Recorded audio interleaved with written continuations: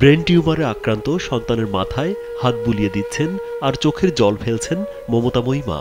স্বাভাবিক আমার কোলে ফিরে থাকতে পারে, সকলের কাছে আমি সেই সহযোগিতা চাচ্ছি। এই পরিবারটিতে এখন শুধুই নিস্তব্ধতা আর নীরবতা। টাকার অভাবে সন্তানের চিকিৎসা করাতে না পেরে এভাবেই দিন কাটছে তাদের। চিকিৎসা খরচ জোগাতে মানুষের দ্বারে দ্বারে ঘুরছে পরিবারটি।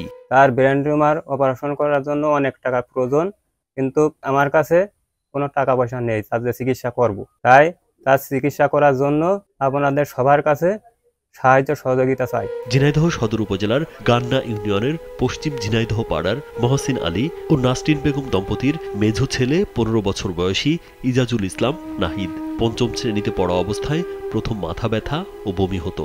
ওর মাথার ভিতরে যে টিউমারটা রয়ে গেছে, ডক্টর বলেছে ওইটা যত দ্রুত সম্ভব অপারেশন করতে হবে, না হলে ওই পানি ওর আবার বেড়ে যাবে, তখন আগের মতো আবার খারাপ হয়ে যাবে। আর টিউমারটা যত দ্রুত সম্ভব অপারেশন করে ফেলতে।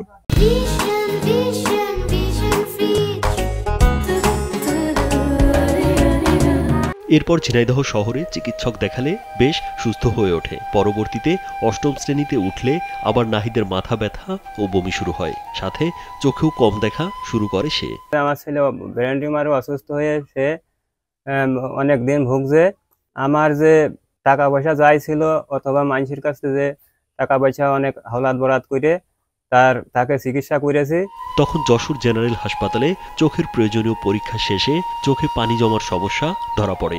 এরপর গেল 8 মাস আগে ওই ডাক্তারের পরামর্শে মাথার সিটি স্ক্যান করা হয়। না হলে এটা অপারেশন না করলে ছেলে অন্য পর্যায়ে চলে যাবে।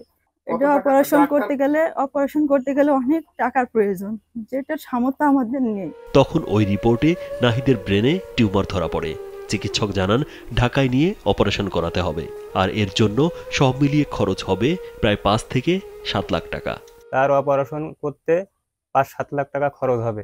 তাই আপনারা সবাই যাতে আমাদের বুকে ফিরে আসে, তার জন্য আমরা আপনাদের সবার কাছে সাহায্য সহযোগিতা চাচ্ছি। নাহিদ জানান অসুস্থতার কারণে পড়ালেখা বন্ধ হয়ে গেছে, চোখেও দেখতে পায় না সে। সুস্থ হয়ে আবার স্কুলে যেতে চায় নাহিদ। ব্রেন টিউমার হওয়ার পরে আমি তো চোখে দেখছি না, আমার এখন ইচ্ছা করে যে আমি আগের মতো চোখে দেখে স্কুলে যাই, ঘোরাফেরা করি, খেলাধুলা করি, মানে আগের মতো জীবনযাপন করতে চাই। স্থানীয়রা জানান নাহিদের জীবন বাঁচানোর মতো আর্থিক সামর্থ্য নেই পরিবারটির, তাই সমাজের বিত্তবানদের এগিয়ে আসার আহ্বান জানান তারা। ওদের মনে করেন আমরা দেব, সবাই সাহায্য করবে, তারপরে ওদের মনে করেন নিয়ে ওদের একেবারে কোনো কিছুই নেই। ওদের মনে করেন যে কি 1 টাকা এখন যে কি দেবে সন্তানের জন্য, যে ডাক্তারের কাছে নিয়ে যেতে হবে, মনে করেন 2-3 দিনে হয়েছে ডাক্তারের কাছে নিয়ে যেতে ঢাকায়, তা ওদের যে সেই ঢাকায় যাবে সেই পয়সাটাও নেই। রাজীব বিশ্বাস, কালবেলা।